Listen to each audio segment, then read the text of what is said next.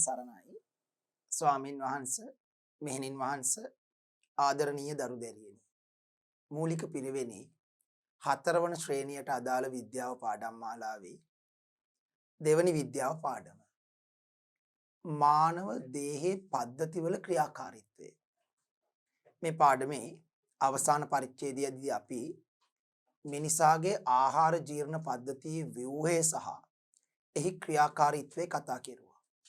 මිනිසාගේ ආහාර ජීර්ණ පද්ධතිය මුඛයෙන් ආරම්භ වෙලා ගුදෙන් අවසන් වන නාලාකාර ව්‍යුහයක්. මීටර 13ක් පමණ දල වශයෙන් දිගක් අත් කර ගන්නවා. ඒ ආහාර මාර්ගයේ මුඛයේ සිට ගුදේ දක්වා නලය තුල ආහාර ගමන් කිරීමේදී එහි විවිධ ප්‍රදේශවලදී ආහාර වලට ශ්‍රාව්‍ය වන විවිධ එන්සයිම් මගින් ආහාර ජීර්ණයට ලක් වෙනවා. මිනිසාගේ ආහාර ජීර්ණ පද්ධතියට මේ ආහාර මාර්ගයට අයිති කොටස් හැරුණම් අක්මාව අග්න්‍යාශය පිත්තාශය සහ කේට ග්‍රන්ථි කියන ජීර්ණ යුෂ නිපදවන ග්‍රන්ථිත් අයිති. ආහාර ජීර්ණ පද්ධතියේ මූලික කාර්යයන් තුනයි. අප ගන්නා ආහාරයේ තිබෙන සංකීර්ණ ආහාර දේහයට එහෙම නැත්නම් රුධිරයට අවශෝෂණය කළ හැකි සරල ආහාර බවට බිඳහෙලීම. ඒක ආහාර ජීර්ණ පද්ධතියේ පළවෙනි කාර්යය. සංකීර්ණ ආහාර සරල ආහාර බවට බිඳහෙලීම. දෙවැනි කාර්යය තමයි ජීර්ණ අන්තඵල දේහයට රුධිරයට අවශෝෂණය කර ගැනීම. තුන්වෙනි කාර්යය තමයි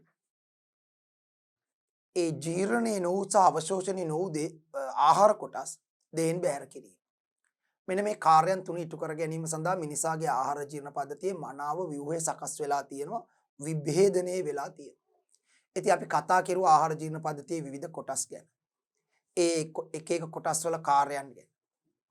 විවිධ කොටස් මගින් කොහොමද ආහාර ජීර්ණ ක්‍රියාවලිය සිද්ධ වෙන්නේ, අවශෝෂණ ක්‍රියාවලිය සිද්ධ වෙන්නේ කොතනද, කුඩාන්ත්‍රය අවසාන කොටස වන ශේෂාන්ත්‍රයේදී අංගුලිකා මගින් රුධිරයට පෝෂණ කොටස් අවශෝෂණය කරගන්න. ඉන්පසුව ජීර්ණේ නොවුස අවශෝෂණය නොවු කොටස් මහාන්ත්‍රයට යොමු වුණාම මහාන්ත්‍රයේ ජලය අවශෝෂණය කරගෙන අවසානයේ ගුද මාර්ගයට ගමන් කරනවා අර්ධ ඝන තත්වයේ වූ මල ද්‍රව්‍ය. ඒ මල ද්‍රව්‍ය ගුද මාර්ගයේ යම් වෙලාවක් රැඳිලා තිබිලා අවශ්‍ය වෙලාවේදී ක්‍රමාංකුංචන චලන මගින් ගුදේ ආරාදයෙන් බැහැර කරනවා. ඒතර මේක තමයි මිනිසාගේ ආහාර ජීර්ණ පද්ධතියේ මූලික ව්‍යුහය. මම කලින් පරිච්ඡේදයේදී ඉතා විස්තරාත්මකව පැහැදිලි කෙරුවා. අද අපි කතා කරන්න හදන්නේ මිනිසාගේ ආහාර ජීර්ණ පද්ධතිය ආශ්‍රිතව ඇති වෙන්න පුළුවන් විවිධ රෝගාබාධයන්. මිනිසාගේ ආහාර ජීර්ණ පද්ධතිය ආශ්‍රිතව රෝගාබාධයන් නැතිවීමට වැඩි ප්‍රවණතාවයක් තියෙනවා. ඒකට හේතුව මිනිසාගේ ආහාර ජීර්ණ පද්ධතියේ මුඛයෙන් සහ ගුදෙන් බාහිර පරිසරයට විවෘතයි. මේ පැත්තේ මුඛයෙන්ුත් විවෘතයි, අර පැත්තෙන් ගුදෙන්ුත් විවෘතයි. අනික් එක තමයි ඒතකොට මේ විවෘත නිසා බාහිර වායුගෝලයේ ඉන්න සුද්ධජීවීන්, බැක්ටීරියා, වෛරස් වගේ සුද්ධජීවීන්ට පහසුවෙන් ආහාර මාර්ගයේ ආසාදනය කරන්න පුළුවන්. දෙවැනි කාරණාව තමයි අපි මේ ආහාර මාර්ගයට නිරන්තරයෙන් බාහිර ද්‍රව්‍ය ඇතුළු කරනවානේ, ආහාර ඇතුළු කරනවා. විවිධ කෑම වර්ග, විවිධ බීම වර්ග මේකට ඇතුළු කරනවා. ඒතකොට මේ ආහාරවල, ඒ කෑම වර්ග, බීම වර්ගවල තනි වචනෙන් කියනවා නම් ආහාරවල ඉන්න බැක්ටීරියා, වෛරස් වගේ සුද්ධජීවී. මොකද බැක්ටීරියා, වෛරස් වලට ආහාර කියන්නේ වැඩෙන්න හොඳ මාධ්‍යයක්. ඔබ දන්නවා ආහාර නරක වීම සිද්ධ වෙන්නේ බැක්ටීරියා සහ වෛරස් මගින්. බැක්ටීරියා සහ දිලීර මගින් ආහාර නරක වීම සිද්ධ වෙන්නේ. එතකොට බැක්ටීරියා, දිලීර, වෛරස් ආහාර මත ඉන්නවා. ඒ නිසා නිරන්තරයෙන් මේ ආහාර අපි ශරීරයේ මේ ආහාර මාර්ගය ඇතුළට ගන්න නිසා ඒ හරහත් අපේ දේහයට නැත්නම් ආහාර ජීර්ණ පද්ධතියේ බැක්ටීරියා, දිලීර, වෛරස් ආසාදන පැමිණීමේ ඉහළ ප්‍රවණතාවයක් තියෙනවා. ඒ වගේම මේ ආහාරවල තියෙන විෂ රසායනික ද්‍රව්‍ය ඇතැම් විට. මොකද අද අපි දන්නවා මේ නවීන ලෝකේ අපිට බොහෝ වෙලාවට පිරිසිදු ආහාර කන්නට ලැබෙන්නේ නැහැ. අනුභව කරන්න ලැබෙන්නේ නැහැ. විවිධ කෘමිනාශක, වල්නාශක, දිලීරනාශක, පලිබෝධනාශක, රසායනික පොහොර දහලා නිර්මාණය කරපු ඊළඟට මේක ආහාරය සකසද්දී විවිධ පරිරක්ෂක ද්‍රව්‍ය, කල් තබා ගැනීමේ ද්‍රව්‍ය, විවිධ වර්ණක,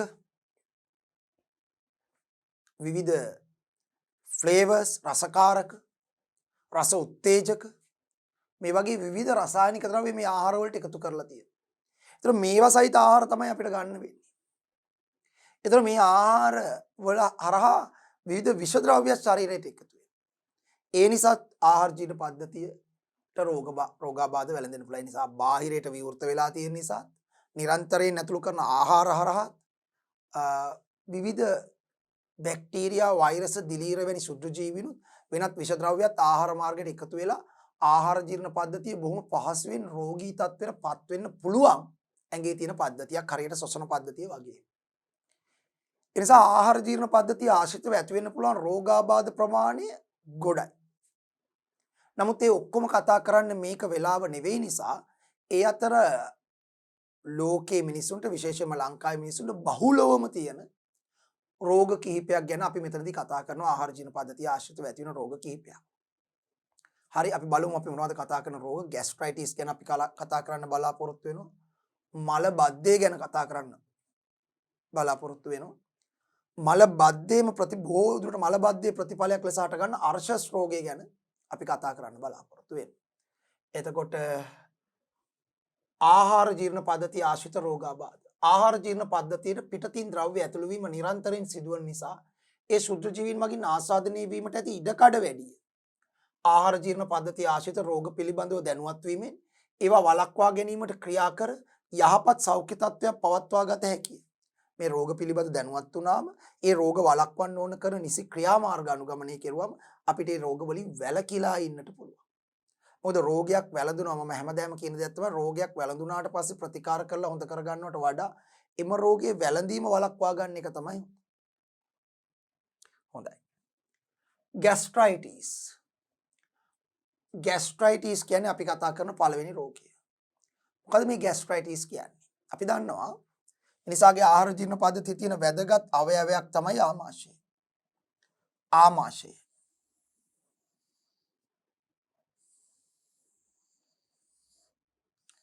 මේ තියෙන්නේ අන්න ශ්‍රෝතයේ අවසානයේ මේ තියෙන ග්‍රහණීය ආරම්භයේ මේ ටික ආමාශය. මේ ආමාශය තුළ තමයි ගන්න ආහාර මුලින්ම එකතු වෙන්නේ. මේ ආමාශ බිත්තිය මේ තියෙන ආමාශ බිත්තිය නම් සින්දු පේශි වලින් ඇදලා තියෙන්නේ. සින්දු පේශි වලින් ඇදුණු ආමාශ බිත්තියේ අපිච්ඡද පටකයකින් ආස්තරණය වෙලා තියෙනවා ඇතුල් බිත්තිය. අපිච්ඡද පටකයක් ලයින් කරලා තියෙනවා මේ. අපි දන්නවා අපිච්ඡද කියන්නේ මොනවද කියලා අපි ඉගෙන ගත්තානේ. සම්බන්ධ මේ පටකවලදී පටක පාඩමේදී ඉගෙන ගත්ත පටක ගැන කතා කරනකොට අපි පළවෙනි පාඩමේදී අපිච්ඡද මේ අපිච්ඡද පටකකින් ආස්තරණය වෙලා තියෙනවා. එතකොට මේ අපිච්ඡද පටකේ ග්‍රන්ථි තියෙනවා. ඒ ග්‍රන්ථි වලින් ආමාශික යුෂේ ශ්‍රාවය කරනවා. මේ ආමාශික යුෂේ තියෙනවා පෙප්සින් වගේ ප්‍රෝටීන් ජීරක එන්සයිම. පෙප්සින් වගේ ප්‍රෝටීන් ජීරක එන්සයිම ඊට අමතරව හයිඩ්‍රොක්ලෝරික් ආම්ලය. සාන්ද්‍ර හයිඩ්‍රොක්ලෝරික් ආම්ලය ආමාශික යුෂයෙන් ශ්‍රාවය වෙනවා. මම කලින් පරිච්ඡේදයේ කිව්වා ආමාශය තුල ආහාර ජීර්ණය වෙනකොට ආම්ලික මාධ්‍යයක් තුල තමයි ඒක වෙන්නේ. ඒ ආම්ලික මාධ්‍ය ඇති කරන තමයි හයිඩ්‍රොක්ලෝරික් ආම්ලය ආමාශයට ශ්‍රාවය වෙන්නේ. සාමාන්‍යයෙන් බඩගින්න කියන සංවේදනය ඇති කරන්නත් හයිඩ්‍රොක්ලෝරික් ආම්ලයෙන් ආමාශයෙන් හයිඩ්‍රොක්ලෝරික් ආම්ලය ශ්‍රාවය කරනවා. බඩගින්න කියන සංවේදනය ඇති කරන්නත් ආමාශයෙන් හයිඩ්‍රොක්ලෝරික් ආම්ලය දැන් ඔබට බඩගිනි දැනෙනවයි කියන්නේ. හරි ස්වාමීන් වහන්සේලාට බඩගිනි දැනෙනවා කියන්නේ දරුවන්ට බඩගිනි දැනෙනවයි කියන්නේ. ඒ කියන්නේ ආමාශයේ හිස්සුනාම ආමාශයෙන් හයිඩ්‍රොක්ලෝරික් ආම්ලය ශ්‍රාවය කරනවා. එතකොට ඒක ආමාශයට ආවම මේ බිත්තියෙන් ශ්‍රාවය කරන හයිඩ්‍රොක්ලෝරික් ආම්ලය ආමාශය ඇතුළට ආවම ස්නායු වරා බඩගින්න කියන සංවේදනය දැනෙනවා මොළයට. එතකොට මේ ආහාර නිසා ආමාශයට දැන් ඒ වෙලාවේ ආහාර නැහැනේ. දැන් ওই වෙලාවේ බඩගිනි වුණාම කෑවනම් ඒ කන ආහාරත් එන අපිට මේ ආමාශයට එන ආහාරත් එක්ක අර හයිඩ්‍රොක්ලෝරික් ආම්ලයයි ආමාශික විෂය මිශ්‍ර වෙනවා. මිශ්‍ර වෙලා එතකොට හොඳට ඒ ආහාරත් එක්ක හයිඩ්‍රොක්ලෝරික් ආම්ලය ආමාශික විෂය මිශ්‍ර වෙලා ආමාශික විෂයේ තියෙන පෙප්සින් වගේ එන්සයිම් මගින් ඒ ගත්තු ආහාරයේ තියෙන ප්‍රෝටීන මස් මාළු කිරි බිත්තර වල තියෙන ප්‍රෝටීන ජීර්ණය කරලා සාමාන්‍ය ජීර්ණ ක්‍රියාවලිය වෙනවා. අපි හිතමු දැන් හයිඩ්‍රොක්ලෝරික් ආම්ලයයි ආමාශික විෂය ශ්‍රාවය වෙනවා. ඒ කියන්නේ හයිඩ්‍රොක්ලෝරික් ආම්ලය ශ්‍රාවය වෙනවා ආමාශික විෂයේ තියෙන පෙප්සින් වගේ එන්සයිම්ත් ශ්‍රාවය වෙනවා. නමුත් මෙයාට කන්නේ නැහැ මෙයා. මොකක් හරි හේතක වැඩ රාජකාරී වැඩි නිසා. එහෙම නැත්නම් මෙයාට කන්න නැති නිසා කන්නේ නැහැ. එතකොට මොකද වෙන්නේ? දැන් අර ආපු හයිඩ්‍රොක්ලෝරික් ආම්ලය මේක ඇතුලේ තියෙනවා. ඒ හයිඩ්‍රොක්ලෝරික් ආම්ලයෙන් මේ ආමාශය ඇතුල් බිත්තියේ මේ අපිච්ඡද පටකේ ශ්ලේෂ්මල මේක ශ්ලේෂ්මල තියෙනවා. මේ අපිච්ඡද පටකේ ශ්ලේෂ්මල. ඇයි ශ්ලේෂ්මල තියෙන්නේ? ශ්ලේෂ්මල තියෙන්නේ මේ ශ්ලේෂ්මල වලින් තමයි අර හයිඩ්‍රොක්ලෝරික් ආම්ලයෙන් ආමාශ බිත්තියේ පේශි තුවාල වෙන එක වළක්වලා තියෙන්නේ.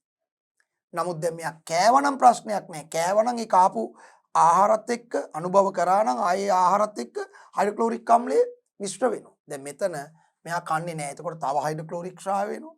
තව ආමාශික විශේෂ ශ්‍රාවය වෙනවා. නමුත් මෙයාට ආහාර නැති නිසා ඒ හයිඩ්‍රොක්ලෝරික් අම්ලයේ මේ ඇතුල් ශ්ලේෂ්මල ස්තරය අපිච්ඡද පටකයේ ශ්ලේෂ්මල ස්තරය විනාශ වෙලා යනවා. මේ ශ්ලේෂ්මල ස්තරය විනාශ වෙලා යනවා. මේක කාදනයට ලක් වෙනවා. අන්න මේක කාදනයට ලක් වුණාම මේ ඇතුල් බිත්තියේ ශ්ලේෂ්මල අර ඇතුල් බිත්තිය ආරක්ෂා කරන්න ඇතුල් බිත්තිය ලයින් කරලා තියෙන නැත්නම් ආස්තරණය කරලා තියෙන ශ්ලේෂ්මල ස්තරය සහ ඒ අපිච්ඡද පටකයේ විනාශයටපත් වෙනවා. එහෙම විනාශයටපත් වුණාම මොකද වෙන්නේ? අනික් එක තමයි ඊළඟට එහෙම විනාශයටපත් වුණාම මේ ආමාශය බිත්තිය නිරාවරණ වෙලා ආමාශය බිත්තිය ඉදිමෙනවා. අන්නේ ඉදිමීමට තමයි කියන්නේ ආමාශ ප්‍රදාහේවත් ગેස්ට්‍රයිටිස්. ગેස්ට්‍රීන් කියන්නේ ආමාශයට. අයිටිස් කියන්නේ ඉදිමෙනවට. ગેස්ට්‍රයින්යිටිස් ગેස්ට්‍රයිටිස්. ગેස්ට්‍රයින්යිටිස් ગેස්ට්‍රයිටිස්. හරි? ආමාශ ප්‍රදාහය. ඔකට සිංහල වෙදකම කියන්නේ අම්ල පිත්ත රෝගය. අම්ල පිත්ත රෝගය. අපි මේ ලතින් වචන දෙකක තුන ગેස්ට්‍රයින්යිටිස් ગેස්ට්‍රයිටිස්. හරි? එතකොට මේකට හේතුව තමයි ආමාශයට ස්ත්‍රාවන හයිඩ්‍රොක්ලෝරික් අම්ලයෙන් ආමාශ බිත්තියේ ආස්තරණය කළ තියෙන ශ්ලේෂ්මල සහිත අපිච්ඡද පටකේ කාදනයට ලක්වීම. ඒ කාදනයට ලක්වීම නිසා ආමාශ බිත්තිය නිරාවරණය වෙලා ඒ ආමාශ බිත්තිය ඉදිමීමටපත් වීම. ඉතින් මේක දිගටම තිබුණා. ඊළඟට ශ්‍රාවය වන පෙප්සින් එන්සයිම් ප්‍රෝටීන් ජීරක එන්සයිමයක් නේ. එයා මේ ආමාශ බිත්තියත් තුවාල කරනවා. එයාගෙන් ආමාශ බිත්තිය මොකද ආමාශ බිත්තියේ තියෙන පේසයිල වල වැඩි හරියක් ප්‍රෝටීන් තියෙනවා. අර ප්‍රෝටීන් ජීරක එන්සයිම් වගේ දැන් මෙයා කෑවනම් ඔය ප්‍රශ්නේ නැහැ. එහෙනම් ඒ කාපු ආහාරවල තියෙන ප්‍රෝටීන් නේ අර එන්සයිමෙන් ජීර්ණය වෙන්නේ. දැන් මේ ආහාර කාලා නැහැ නේ. එතකොට දැන් අතන හයිඩ්‍රොක්ලෝරික් අම්ලයෙන් පිටත තියෙන අපිච්ඡද පටකේ කාදනයට ලක් වෙලා ඒක ඉවත් වෙලා යනවා. එතකොට ඇතුලෙන් තියෙන පේශි පිටට මතුවෙනවා. එතකොට අර පෙප්සින් එන්සයිම් මේ ප්‍රෝටීන් ජීරක එන්සයිම එයාගෙන් මේ බිත්තිය විනාශ වෙනවා. බිත්තියේ තියෙන පේශි විනාශ වෙනවා. පේශි විනාශ වෙනකොට මොකද වෙන්නේ? තුවාල හට ගන්නවා තැනින් තැන. ඒ නිසා ආමාශය බිත්තියේ ඇතුල් බිත්තියේ තුවාල හට ගන්නවා තැනින් තැන. අන්න එහෙම වුණාම අධික වේදනාවක් අධික දැවිල්ලක් ඇති වෙනවා. ඊළඟට නැවත මේකට හයිඩ්‍රොක්ලෝරික් ශ්‍රාවණයකට තුවාල මත ශ්‍රාවණයකට තව දැවිල්ලයි. කෑම ආපුවම කෑම වල තියෙන තෙල් මිරිස් ආවම තවත් දැවිල්ලයි. ඉතින් ආමාශයේ වේදනාව ඇති වෙනවා දැවිල්ල ඇති වෙනවා. ඉතින් මේ රෝගී තත්ත්වයට තමයි කියන්නේ ગેස්ට්‍රයිටිස්. මේ ગેස්ට්‍රයිටිස් වල රෝග ලක්ෂණ තමයි අම්ල ගතිය නිතරම උගුරට එනවා. මොකද මේක අර ඇසිඩ් ගතිය වැඩි නිසා අම්ල ගතිය උගුරට දැනෙනවා. බඩේ දැවිල්ල හට ගන්නවා. බඩ පිපීම හට ගන්නවා. උදරයේ වේදනාව හට ගන්නවා. කෑම අරුචියක් හට ගන්නවා. මේ වගේ දේවල් තමයි හටගන්නේ. ඉතින් ગેස්ට්‍රයිටිස් කියන්නේ ඇත්තටම පාලනය කරගන්න පුළුවන් රෝගයක්. නැත්නම් ඖෂධ මගින් මේ තුවාල ඇති වුණොත් ඒ තුවාල වලට ඖෂධ මගින් බෙහෙත් මගින් තුවාල හොඳ කරගන්න ඕනේ. ඊට අමතරව අර මේ පෘෂ්ඨීය අපිච්ඡද ස්තරය පෘෂ්ඨයේ තියෙන අපිච්ඡද ස්තරේ කාදනයට ලක් වෙලා නම් ඒකටත් නිවැරදි ඖෂධ තියෙනවා. ඒ ඖෂධ මගින් මේක යම් කාලයක් ඖෂධ ගැනීමෙන් නිට්ටාවට සුව කරගන්න පුළුවන්. හැබැයි ඉන් පසුව නැවත මේක ඇති වෙන එක වළක්වන්න අපි යහපත් ආහාර පුරුදු අනුගමනය කරන්න ඕනේ. අපිට ગેස්ට්‍රයිටිස් ඇති වුණාම අපි ඒකට බෙහෙත් දීලා ඒ තුවාල ටික හොඳ කරගෙන නැවත අර කාදනය වෙච්ච අපිච්ඡද පටකේ ආය ඇති වෙනවා. ඒ ඇති වුණාට පස්සේ බෙහෙත් නැවැත්තුවට පස්සේ නවත්තනවානේ සාමාන්‍යයෙන්. ඉතින් ગેස්ට්‍රයිටිස් හොඳයි කියලා තේරුණාම සාමාන්‍ය මිනිස්සු බෙහෙත් දිගටම බොන්නේ නැහනේ, නතර කරනවා. ඊට පස්සේ අර හොඳ යහපත් සෞඛ්‍ය පුරුදු ආහාර පුරුදු ඇති කර ගන්නවා නම් නැවත මේ රෝගේ ඇතිවීම වළක්ව ගන්න පුළුවන්. නැත්තම් මොකද වෙන්නේ? නිතර ગેස්ට්‍රයිටිස් තත්ත්වෙටපත් වෙනවා. ඒතර හැමතිස්සෙම බෙහෙත් බිබී තමයි ඉන්න වෙන්නේ. හොඳයි. ආමාශයේ අභ්‍යන්තර ශ්ලේෂ්මල ස්තරයේ ප්‍රදාහයටපත් වීම ગેස්ට්‍රයිටිස් ලෙස හඳුන්වනවා. මේක කාදනය වෙලා ඉදිමෙනවා. සාමාන්‍ය විවහාරයේ අම්ල ගතිය ලෙස හඳුන්වන්නේ මෙම රෝගී තත්ත්වයයි. රෝග ලක්ෂණ ඇඹුල් රස උගුරට ඒම. තිස්සම නිකන් උගුරට අර වමට එන්න වගේ එනවා. ඔක්කාරයක් තියෙනවා මේ ગેස්ට්‍රයිටිස් රෝගීන් තුල. ඔක්කාර තත්ත්වයන් හට ගන්න. හරි. ඇඹුල් ගතිය උගුරට එනවා. ආමාශයේ දැවිල්ල උදරයේ වේදනාව තුවාල හටගත්තු නිසා. මෙම රෝගාබාධ තත්ත්වයේ උත්සන්න වූ විට ආමාශයේ තුවාල හට ගැනීම රුධිර වාහනයේ සිදුවේ. සමහරක් වෙලාවට තුවාල වලින් රුධිර වාහනයක් වෙන්න පුළුවන්. ඊළඟට තව ලොකු ප්‍රශ්නයක් තියෙනවා මේකේ උග්‍ර අවස්ථාවේදී මේ තුවාලවල අපි කනවනේ. ඉතින් ඒ කන කෑම වල ඉන්න බැක්ටීරියාව මේ තුවාල ඇතුළට ගිහිල්ලා ඒගොල්ලෝ ඒකේ වර්ධනය වෙන්න ගන්නවා. එතකොට කොච්චර බෙහෙත් දීුවත් සමහරකට ગેස්ට්‍රයිටිස් හොඳ වෙන්නේ නැහැ. මොකද අර බැක්ටීරියා විනාශ කරන්න බෙහෙත් දෙන්න ඕනේ. ඒ කියන්නේ අර තුවාල වලට බැක්ටීරියාව ගිහිල්ලා ඒගොල්ලෝ එතන වර්ධනය වෙනවා. එතකොට මේ බැක්ටීරියා විනාශ කරන්න අපි වෙනම බෙහෙත් බොන්න ඕනේ. නැත්තම් ગેස්ට්‍රයිටිස් හොඳ වෙන්නේ නැහැ. තුවාලේ හොඳ වෙන්නේ නැහැ. ඒක නිසා. මේ තියෙන එතකොට මේ අපේ ආහාර මාර්ගය තමයි මෙතන පෙන්නලා තියෙන. අතන මේ රූපේ හරි වටිනවා. මෙතන හෘදේ පේනවා. රුධිර සංසරණ පද්ධතිය මේ තියෙන පෙනහළු දෙක හෘදය අතර මේ පෙනහළු දෙක අතර තියෙන හෘදය දෙපැත්තේ පෙනහළු දෙක මේ තියෙන දකුණු පෙනහැල්ල වම් පෙනහැල්ල ඊට පස්සේ මේ තියෙන මහා ප්‍රාචීරය අර ඉහළට උත්තල වෙලා තියෙන විදිහ මහා ප්‍රාචීරය මේ තියෙන ආහාර මාර්ගය අන්න ශ්‍රෝතය ආමාශය මේ තියෙන ග්‍රහණී වක්‍රය ඒකෙන් කුඩාන්ත්‍රය හට ගන්නවා මේ තියෙන මහාන්ත්‍රය මේ තියෙන අක්මාව එතකොට බලන්න මේ සාමාන්‍ය පිහිටීම අපි සාමාන්‍ය පුද්ගලයෙක්ගේ මේ උරසේ ඉදිරි පැත්ත අයින් කරලා බැලුවොත් මේ විදිහේ පෙනුමක් තමයි අපිට එන්නේ. පැහැදිලි? හරි. ඊළඟ මෙතනක් තියෙන්නේ මේ තියෙන ආමාශය තුවාල හටගෙන මේ ආමාශය හරි මේ තියෙන මහාන්ත්‍රය මේක පරිගණක රූපයක්. හරි මේ තියෙන අක්මාව ලකුවට මේ තියෙන අක්මාව හරි අක්මාව. එතකොට මේ තියෙන ආමාශය මේ තියෙන ග්‍රහණීය ආරම්භය මෙතන ග්‍රහණීය ආරම්භය. එතකොට මේ බාහන දැන් මෙතන තියෙනවා මෙන්න මේ හරිය තුවාලමේ අන්න ආමාශ විත්තිය තුවාල මේ හරියට නිකන් පෘෂ්ඨීය සෛල කාදනයට ලක් වෙලා තියෙන ඔබට පේනවා නම් ඉතා උනන්දුවෙන් බැලුවොත් මේ හරි අද මේ වගේ නෑනේ ස්මූදි නෑ මේ හරි අර මෙන්න මේ වගේ තමයි සාමාන්‍යයෙන් තියෙන්න ඕනේ නමුත් මේ මෙතන මේ පෘෂ්ඨීය අපිච්ඡද ශ්ලේෂ්මල ස්‍රාවී අපිච්ඡද පටකය කාදනයට ලක් වෙලා ගිහලා මෙතන ඊට පස්සේ තුවාලත් හටගෙන මේ අර එන්සයිම පෙප්සින් එන්සයිමෙන් ආමාශ විත්තිය පේශි ජීර්ණයට ලක් වෙනවා ඒතකොට ඔය වගේ තත්වයකට ආවට පස්සේ දැවිල්ල ගන්න එන්ඩොස්කෝප් උපකරණයක් දාලා එන්ඩොස්කෝපි තාක්ෂණයෙන් අපිට පුළුවන් කැමරාවක් දාලා මේ වගේ තුවාල තියෙනවද කියලා ආමාශයට මුඛය හරහා ඒ එන්ඩොස්කෝප් තාක්ෂණය හරහා කැමරාවක් දාලා බලන්න. බලලා වෛද්‍යවරුන්ට පුළුවන් තුවාල තියෙනවද කොහොමද තත්ත්වේ ગેස්ට්‍රයිටිස් රෝගේ කොයි තරමට උත්සන්න වෙලා තියෙනවද කියලා බලලා ඊට ගැළපෙන විදිහට ඖෂධ ලබා දෙන්න. එතකොට මේ තියෙනෙත් එහෙම මේ දැන් ඇත්තටම එන්ඩොස්කෝපි එකකින් බලපු විදිහ අර මේක දැන් පරිගණක රූපයක් නේ. මේක ඇත්තටම මේ ඇත්තම කෙනෙකුගේ ආමාශයක රූප සටහන් අර එන්ඩොස්කෝපි එකක් දාලා බලවම කැමරාවෙන් පේන විදිය මේ තියෙන්නේ. ඒතර මෙයාගේ මෙන්න මෙතන තුවාල තියෙනවා. මේ හරිය තුවාලයක් තියෙනවා මේ. හරි. ඊපස්සේ මේ හරිය පෘෂ්ඨීය සෛල කාදනයට ලක් වී මේ මෙතන මේ. හරි. ওই විදියට තියෙන්නේ. හරි. එතකොට පැහැදිලි. ওই විදියට. මේ ආහාර මාර්ගය ඇතුළ හරි. මේ ආමාශය විත්තිය තුවාල මෙන්න මේ තැන් මම ආයතේ තැන් අයින් කරලා පෙන්නන්නම් තියෙන තුවාල මේ තැන් හරි ඉතින් මේ ස්ලයිඩ් එකට එන්න කලින් මම කැමති මෙතනට යන්න රෝගේ වළක්වා ගැනීමට ගත හැකි ක්‍රියාමාර්ගය මේක වළක්වා ගන්නේ කොහොමද හැදුනට පස්සේ බෙහෙත් බොන එක නෙමෙයි වළක්වා ගන්න අපිට ගන්න පුළුවන් පළවෙනි ක්‍රියාමාර්ගය තමයි නිසි වේලාවට ආහාර අනුභව කිරීම නිසි වේලාවට ආහාර අනුභව කිරීම පළවෙනි කාරණේ. හරි. નિયમિત වේලාවට ආහාර ගැනීම. සමහරක් වෙලාවට අපිට මෙහෙම හිතෙන්න පුළුවන්. નિયમિત වේලාව කියලා කියන්නේ බඩගිනි වෙච්ච ගමන් කන එක.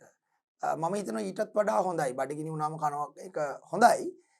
බඩගිනි වෙච්ච ගමන් ආයේ එක කල් දාන්න නැතුව කන එක ඊට වඩා මම හිතන්නේ අපිට નિયમિત වේලාවක් තියාගෙන බඩගිනි වුණත් නැතත් ඒ වෙලාව උදාහරණයකට උදේ 8ට බඩගිනි තිබුණත් නැතත් උදේ 8ට. මොකද බඩගිනි වෙලා දැනෙනවයි කියන්නේ ආමාශය හිස් වෙලා ශරීරයේ කෑම ඉල්ලනවා එතකොට. හැබැයි අපිට පුළුවන් නම් નિયમિત වෙලාවක් තියාගෙන ශරීරයේ කෑම ඉල්ලන්න කලින් අපිට දෙන්න යාට හරියටම උදේ 8ට අපි ආහාරය ගන්න උදේ ආහාරය. එතකොට මොකද වෙන්නේ කියන්නේ ඒ 8 කියලා මම උදාහරණයකට ගත්ත එකක්. ඒ 7:00 හරි 7ට හරි ඒ මොකක් නිශ්චිත වෙලාවකට ආහාර ගත්තම එතකොට ශරීරයේ ආහාර ඉල්ලන කලින් අපි දීලා තියෙන්නේ.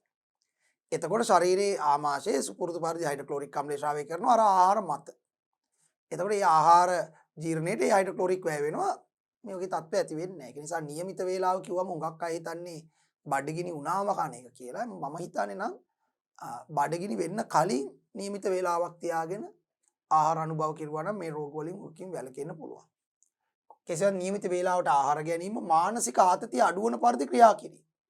ඒ කාර්ය වැදගත්. මොකද ગેස්ට්‍රයිටිස් රෝගයේදී මානසික ආතතිය ටෙන්ෂන් එකකින් ඉන්න හැම වෙලාවෙම ආතති තත්වෙන් ඉන්නවනේ. ඒ කියන්නේ යම් ප්‍රශ්නයක් ගැන හිත කල්පනා කර කර හුල්ල ඉන්නවනම් ગેස්ට්‍රයිටිස් උත්සන්න වෙනවා එහෙම තියෙන කෙනෙකුට. නැති කෙනෙකුට ગેස්ට්‍රයිටිස් රෝගය ඇති වෙන්න පුළුවන්.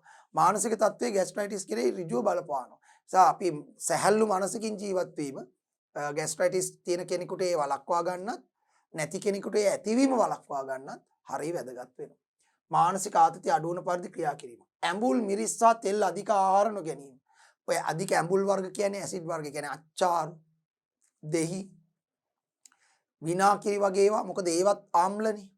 ඒතර ඇඹුල් කියන්නේ ආම්ල. ඒතර ඒ ආම්ල ගියාම මේක ආමාශයේ ආම්ලික ගතිය වැඩි වෙලානේ දැන් මේ ગેස්ට්‍රයිටිස් ඇදලා තියෙන. ඒතර අපි කන කෑම වලත් ආම්ල නම් තියෙන්නේ.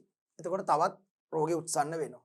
ඊළඟ මිරිස් තෙල් අධික ආහාර ගත්තමත් ඒකයි වෙන්නේ. එතකොට තුවාල වැඩි වෙනවා, වේදනාව වැඩි වෙනවා.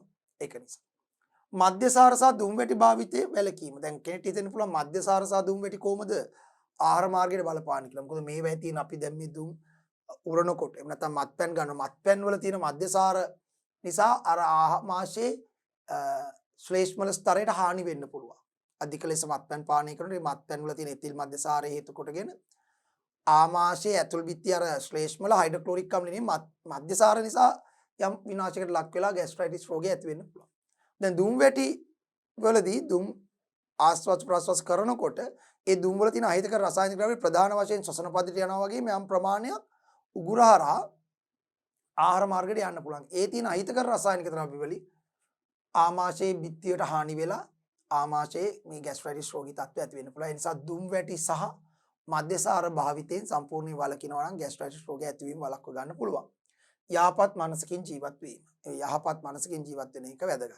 ඒතර මෙතන නැවත ස්ලයිඩ් එකට ගියොත් අපිට පේනවා මේ තියෙන්නේ අපි ගණ්ඩ ඕනේ නැති ආහාර, චොක්ලට්, මිරිස්, තෙල් අධික ආහාර, හරි, සිගරට් පානයෙන් වැළකීම, දුම් වැටි පානයෙන් වැළකීම. මේවා නොකරන්න ඕන දේවල්. මේ තියෙන ગેස්ට්‍රයිටිස් රෝගෙදී ගන්න ඕන දේවල් කිරි, එළවලු පළතුරු, ඒ වගේ දේවල්. හරි. මේ හොඳ යහපත් පෝෂදායී ආහාර ගන්නවා නම් ગેස්ට්‍රයිටිස් රෝගයෙන් අපිට වළකින්නට පුළුවන්. පැහැදිලි? හොඳයි, එහෙනම් ඔය තමයි අපි කතා කරේ ગેස්ට්‍රයිටිස්. දැන් ඊළඟට අපි එන්න හදන්නේ තවත් රෝගයකට. ඒ තමයි මලබද්ධය. මලබද්ධය. මොකද්ද මේ මලබද්ධය කියලා කියන්නේ? constipation. මලබද්ධය. මෙන්න මේකයි මලබද්ධය කියලා කියන්නේ. ආහාර මාර්ගයේ අවසාන කොටස තමයි ගුද මාර්ගය. අපි දන්නවා කුඩාන්ත්‍රයේ අවසාන කොටස වන ශේෂාන්ත්‍රයේදී ජීර්ණය අන්තඵල දෙයට උරා ගන්නවා.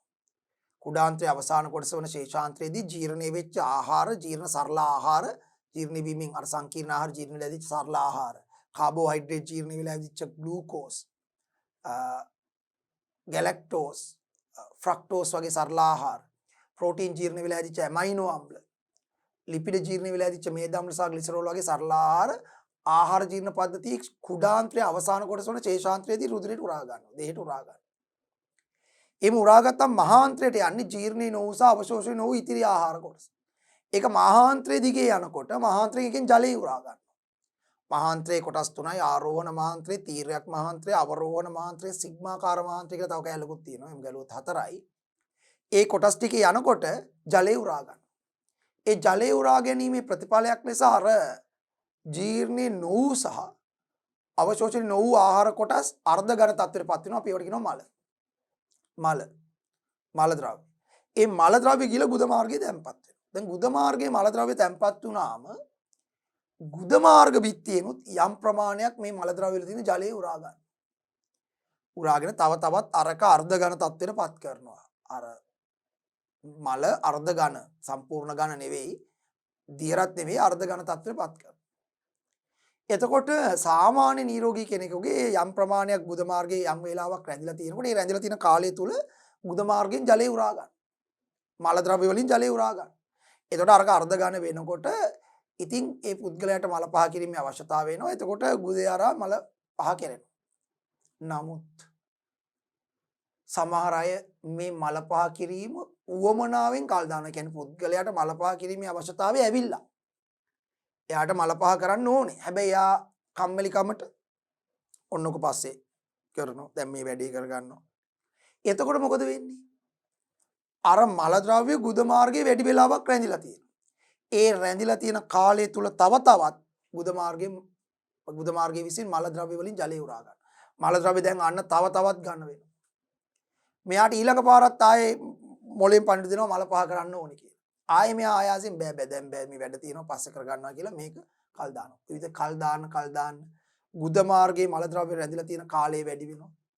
ඒ රැඳෙන්න ඒ මල ද්‍රව්‍ය වලින් ගුද මාර්ගයේ විසින් ජලය උරාගෙන මේක ඝන වෙලා අවසානයේ මල ද්‍රව්‍ය අවශ්‍ය ප්‍රමාණයට වඩා ඝන වෙලා හොඳටම ඝන වෙලා දැන් මේ පුද්ගලයා මල පහ කරන්න ගියාට එයාට ගුදේ හරහා අර මල ද්‍රව්‍ය බැහැර කරගන්න බෑ. මොකද ඝන බව වැඩි. ඝන බව වැඩි නිසා යවා ගන්න බෑ. අන්න ඒක රෝගී තත්ත්වෙට කියලා කියන්නේ ගුද මාර්ගයේ වැඩි වේලාවක් මල ද්‍රව්‍ය රැඳී තිබීම හේතුවෙන් මල ද්‍රව්‍ය වලින් අධික ලෙස ජලය දේහයට උරා ගැනීම නිසා මල ද්‍රව්‍ය අවශ්‍ය ප්‍රමාණයට වඩා ඝන වී ගුදය හරහා බැහැර කරගත නොහැකි වීමේ රෝගී තත්ත්වය අපි කියනවා මලබද්ධය. මේකට තමයි කියන්නේ මලබද්ධය.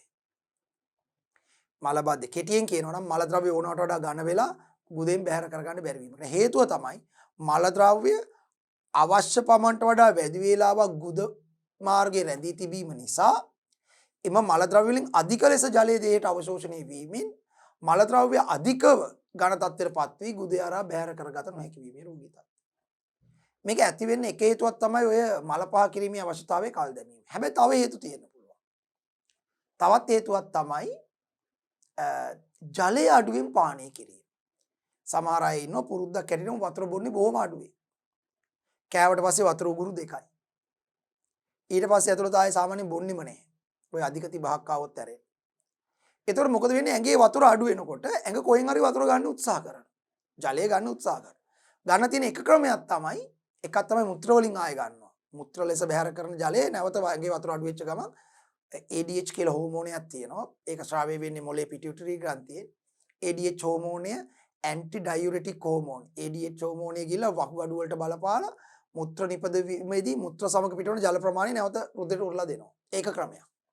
අනෙක් ක්‍රමය තමයි ආහාර මාර්ගයේ තියෙන මල ද්‍රව්‍ය වල තියෙන ජලය උරනවා. ඒතර මෙයා වතුර අඩුවෙන් නම් පානය කරන්නේ මෙයාගේ ඇඟට වතුර ඕනේ නිසා. ශරීරයට ඕනේ වතුර. නමුත් මෙයා බොන්නේ නැහැ. එහි ප්‍රතිඵලය ලෙස මල ද්‍රව්‍ය වලින් අධික ලෙස ජලය උරා ගන්නවා. එතකොට සාමාන්‍ය මෙයා මල පහ කිරීමේ අවස්ථාවේ කල් දාලා නැහැ. නමුත් ඒ තියෙන කාලය තුල වෙන පුද්ගලයෙකුට වඩා මෙයාගේ මල ද්‍රව්‍ය වලින් ජලය උරන ප්‍රමාණය වැඩි. ඝන වෙලා වුණාට වඩා. ඒ තව හේතු. ඊට අමතරව මලබද්ධය ඇති වෙන්න පුළුවන් తాවකාලිකව ඇතැම් සැර ඖෂධ භාවිතා කරනකොට. ඒක తాවකාලික තත්ත්වයක්.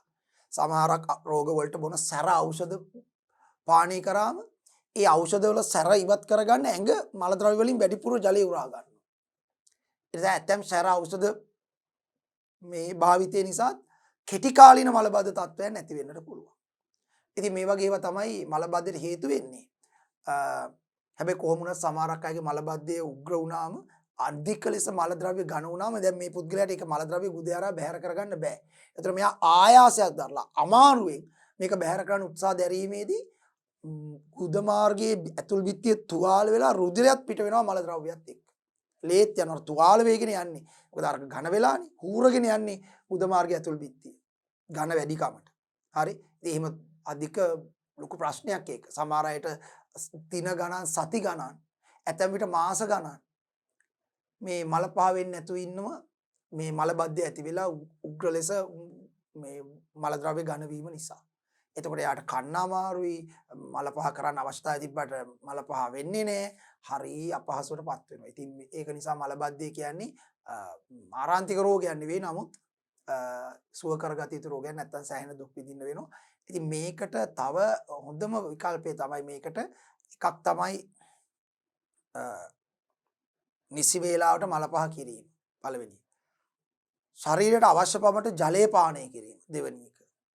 අර කෙටි කාලීනව සැර ඖෂධ ගත්තම මලබද්ධය ඇති වෙන එක ඒක ඉතින් ඖෂධය නතර කරාම හොඳ වෙන නිසා අපිට ඒකට ඖෂධ නොගෙන කියන්න බෑනේ. ඒක නිසා ඒක ඊතර ගැටලුවක් නැහැ. නමුත් දීර්ඝ කාලීනව මලබද්ධය ඇති වෙන්න හේතු අරව ඒක නිසා අපිට පුළුවන් නිසි වේලාවට මල පහ කිරීම අවශ්‍ය පමණට ජලය පානය කිරීම. තව එකක් ගන්න ආහාරයේ තන්තු තිබීම.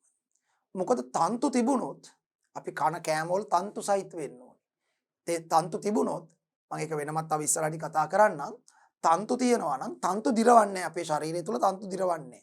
ඒ නිසා තන්තු මල ද්‍රව්‍ය වලට එකතු වෙනවා. මල ද්‍රව්‍ය වලට තන්තු එකතු වුණාම ඒ මල ද්‍රව්‍ය වල තියෙන තන්තු අතර ජලය රැඳිලා තියෙනවා.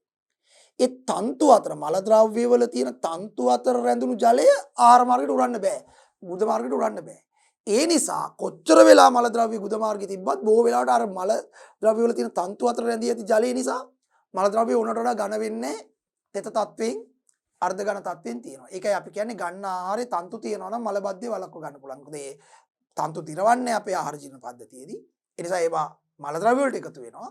මල ද්‍රව්‍ය වලට එකතු වුණාම මල ද්‍රව්‍ය වල ඒ තියෙන තන්තු කෙඳි අතර ජලය රැඳිලා තියෙනවා. ඒ නිසා මල ද්‍රව්‍ය අවශ්‍ය පමණට ගන්න වෙන්නේ නැහැ. මොකද ජලය තියෙනවනේ. ජලය තියෙනවා නම් තෙත ගතියක් තියෙනවා. මල ද්‍රව්‍ය වල ගන්න වෙන්නේ නැහැ අවශ්‍ය ප්‍රමාණයට. ටිකක් වැඩිපුර වෙලාවක් ගුද මාර්ගයේ රැඳලා තිබ්බත් අර කෙඳි අතර තියෙන ජලය, තන්තු අතර තියෙන ජලය ගුද මාර්ගයට උරන්න බෑ. ඒ නිසා අනවශ්‍ය ලෙස ඝන වෙලා බැහැර කිරීමේ අපහසුාවක් ඇති වෙන්නේ නැහැ. ඒ නිසා මල බද්ධය වළක්ව ගන්න ආහාරයේ තන්තු තිබීම වැදගත්. ඉතින් මේ වගේ දේවල් අනුගමනය කරන්න පුළුවන් නම් මල බද්ධය වළක්ව ගන්න පුළුවන්. මල බද්ධය මහාන්ත්‍රය තුල වැඩි කාලයක් මල ද්‍රව්‍ය රැඳී තිබීම නිසා මහාන්ත්‍රය සහ ගුද මාර්ගයේ ප්‍රධාන වශයෙන් ජලය අධිකව දෙයට අවශෝෂණය වීමෙන් මල පිට කිරීම අපහසු වීම මල බද්ධය ලෙස හැඳින්වේ. මල බද්ධය වළක්වා ගැනීමට ගත හැකි ක්‍රියාමාර්ග. පළතුරු සහ එළවලු හැකි පමණ ආහාරයට එකතු කර ගැනීම. මොකද පළතුරු එකතු එළවලු කියන්නේ ශාක කොටස්. ඒවයි තන්තු තියෙනවා. ඒකයි. තන්තු අඩංගු ආහාර ප්‍රමාණවත්ව ගැනීම, අවශ්‍ය ප්‍රමාණයට ජලය පානය කිරීම, මල පහ කිරීමේ අවශ්‍යතාවය කල් නොදැමීම. හරි. ඒ තමයි මල බද්ධය වළක්ව ගන්න අනුගමනය කරන්න ඕනේ ක්‍රියාමාර්ග. ඊළඟ අර්ශස්. දැන් අර්ශස් කියන්නේ ඔය දීර්ඝකාලීනව පවතින මල බද්ධයේ අතුරු ප්‍රතිඵලයක් ලෙස හටගන්න රෝගයක්. අර්ශස්. මොකද මේ අර්ශස් කියන්නේ අපි ඉස්සලා තේරුම් ගත්තොත් අර්ශස් කියන්නේ ගුද මාර්ගයට සහ ඒ මහාන්ත්‍රයේ අවසාන කොටස් වලට රුධිරයේ සපෙන ධමනි තියෙනවා, රුධිරය ඉවත් කරන ශිරා තියෙනවා. ඒ ගුද මාර්ගයෙන් රුධිරය ඉවත් කරන ශිරා ඉදිමිලා ගෙඩි බවට පත් වෙනවා. ගුද මාර්ගයේ මෙහෙම තියෙනවානේ අපේ මහාන්ත්‍රය කියමුකෝ මේක. ආරෝහණ මහාන්ත්‍රය, තීර්යක් මහාන්ත්‍රය, අවරෝහණ මහාන්ත්‍රය. ඊට පස්සේ මෙහෙම ගිහලා ගුද මාර්ගයේ මේ හරිය. එක ගුද විවරයෙන් ඉවර වෙනවනේ. මේ කුඩාන්ත්‍රයනේ.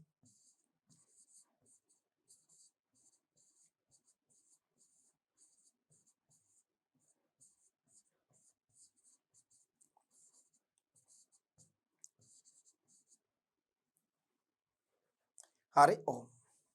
එතන මේ ගුද මාර්ගයේ හරි. රුධිරය ඉවත් කරන ශිරා තියෙනවනේ, මේ ආශ්‍රිත ශිරා තියෙනවා. හැම අවයවකම රුධිරය සපයනවා ධමනියකින්. රුධිරය ඉවත් කරනවා ශිරාවකින්. එතන මේ ගුද මාර්ගයේ රුධිරය ඉවත් කරන ඒ ශිරා ඉදිමිලා මේ ඇතුළේ තියෙන මේ ආශ්‍රිත තියෙන ශිරා ඉදිමිලා ගෙඩි බවට පත් වෙනවා. කොහොම ගෙඩි හැදෙනවා. මේ ශිරා සාමාන්‍ය ශිරාව මේ බිත්තියනේ තියෙන්නේ, ගුද මාර්ග බිත්තියනේ. මේක ඉදිමෙනවා. කොහොමද මේක ඉදිමෙන්නේ? මේ අර මල බද්ධය. දැන් මල බද්ධයේදී මල ද්‍රව්‍ය අධික ලෙස ඝන වුණාම මේ පුද්ගලයා ඒක බැහැර කරන්න ආයාසයක් දැල්ලා තෙරපලා මේක බැහැර කරන්න උත්සාහ කරනකොට ඒ ඇතිවන තෙරපීම ගුද මාර්ගයේ මත බලපාන. හරි. ගුද මාර්ගයේ මත බලපාලා ඒ ශිරාවට ඒ තෙරපීම ඇතුළත ශිරා ඉදිමෙනවා. ඉදිමිලා ගෙඩි බවට පත් වෙනවා. ඒක හේතුවක්. ඒක හේතුවක්. ඒ නිසා දීර්ඝ කාලීනව පවතින මල බද්ධය අර්ශස් රෝගය ඇතිවීමට හේතුවක්. මෙයාට හැමදාම මල බද්ධය මල ද්‍රව්‍ය ගන්න වෙලා මෙයා ආයාසයෙන් අමාරුවෙන් තද කරලා මේක බැහැර කරන්න අතරට ඇති වුණ තෙරපීම නිසා ගුද මාර්ගයේ තියෙන ශිරාමතේ තෙරපීම බලපාලා කොහොමද ධමනි මත පීඩනය වැඩි නිසා ධමනි වලට ওই පීඩනය ඇති වුණා කියලා 아무තු වෙන්නේ නැහැ. ධමනි බිත්ති කොහොමද පීඩනයට ඔරොත්තු දෙන්න හැදිලා තියෙන්නේ. ශිරා බිත්ති එහෙම නැහැනේ. අපි රුධිර පාඩමේදී ඉගෙන ගත්තානේ. ශිරා බිත්ති එහෙම පීඩනයට ඔරොත්තු දෙන්න හැදිලා නැහැ. ඒ නිසා මේකේ ප්‍රෙෂර් එක එනකොට අර ආයාසයෙන් මේක තද කරලා මේක යවන්න උත්සාහ කරද්දි ප්‍රෙෂර් එක එනකොට ඒ ශිරා බිත්ති ඉදිමෙනවා. ඉදිමිලා ගෙඩි බවට පත් වෙනවා. ඒතර ඒක තමයි වෙන්නේ. ඒක එක හේතුවක් මල බද්ධයට. මේ මොනවාද අර්ශස් ඇතිවීමට මල බද්ධය එක හේතුවක්. තව හේතු තියෙනවා. අපි ඒක පස්සේ කතා කරමු.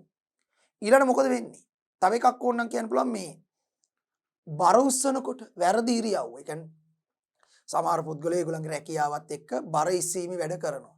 ඒතර ඒ බර උස්සනකොට නිවැරදි ඉරියව්ව පවත්වන්න නැතුව අමාරුවෙන් මේ උස්සනකොට ඒ ඇතිවන අර තෙරපීම ආහාර මාර්ගයේ උදර කුහරයට නැත්නම් ශ්‍රෝණි කුහරේ උදර කුහරයට බලපාලා ඒක අර ගුද මාර්ගයේ තියෙන හරියට ඒ තෙරපීම ඇති වුණොත් ගුද මාර්ගයේ ධමනි වලට ඒක බලපෑම ශිරා වලට ඒක බලපෑම නිසා ශිරා බිත්ති ඉදි වෙන්න පුළුවන්.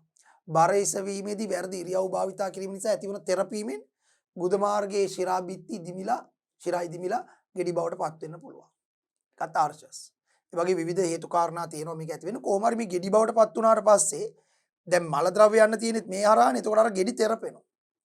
ඒ තෙරපෙනකොට සමහරක් වෙලාවට මේවා පුපුරලා ඒ වැත්තේ තියෙන රුධිරය කාන්දු වෙනවා. ඒ නිසා මල ද්‍රව්‍යත් එක්ක රුධිරය යනවා අර ගෙඩි පුපුරලා. ඒක අධික වේදනාවකුත් ඇති වෙනවා මේ වෙලාවට. ආර්ශස්. ආර්ශස් ගෙඩි කියලා කියන්නේ. හරි. ඒ ශිරා ඉදිමිලා ඇති වෙන ගෙඩි ඊට පස්සේ මෙයා මල ද්‍රව්‍ය බැහැර කරන වෙලාවට අරවත් තෙරපෙනකොට ඒ ගෙඩි පුපුරනවා.